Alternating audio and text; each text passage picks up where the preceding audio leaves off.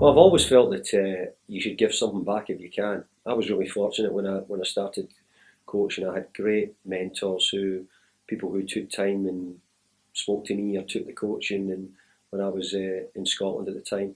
So I've always felt that you should try and give something back. And I might have bored the people today, but I came out here for the first pro licence, spoke to them then, and there's many of them still here today. Well, your CPD is your continued professional development. It's part of it now that you have to keep doing it and you have to get the hours in. And even I do as well. I've been listening to some people speak. I think when you be at this level, I think it's important to refresh and keep yourself updated with what's new, what's going on, and sometimes just to correct you if you need anything done. But the big thing is the networking, the chance to meet people, get back around people. Because when you do your badges, your coaching badges and your pro license, it doesn't necessarily mean to say that that's you finished. You put your feet under the table and you're done.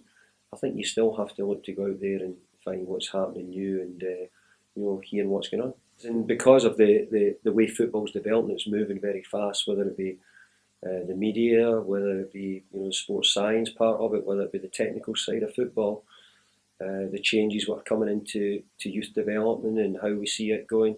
So I do think that you need to keep fully involved and fully updated. Well, probably since the first pro licence group done it, football's changed dramatically. The business side of it, sporting directors coming into the game, the recruitment and the ID, the way it's going, and the way people are sort of putting pressure on the managers very quickly now in their jobs over a short period. So because of that, I think it is important that you follow up your hours you have to do with your CPD, and the boys in the pro license don't just think I've got this and I don't need to do any more about it.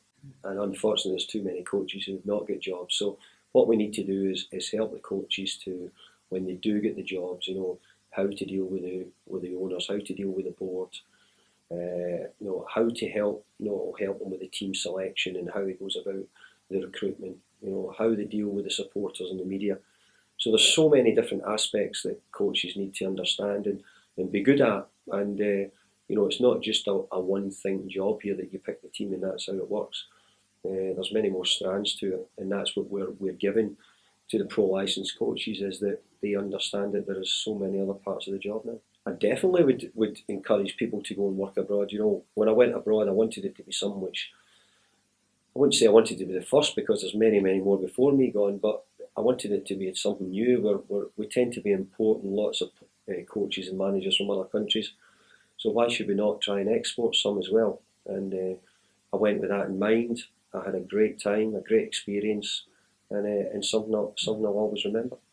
I mean, to go and actually say, well, I'm going to be training players from Spain and working with players and coaching, and how do they work, how do you do it?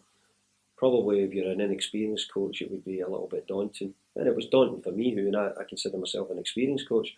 So all those things, the culture, how you deal in another country, how the players prepare for games, all that was new. So you do have to step out your own comfort zone. You have to look to see what's new. You have to look to try and improve. Not everybody can go and work abroad, but I think that if you get opportunities to go and work in other countries, then you should certainly consider it.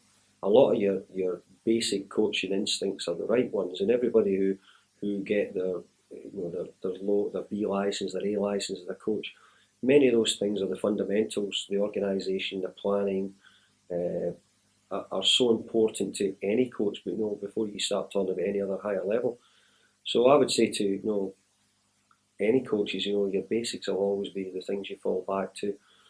When it's going right, you'll probably find it's your basics which you've learned early on have helped you, and if it's going wrong, the thing you need to get back to is the things which you started doing.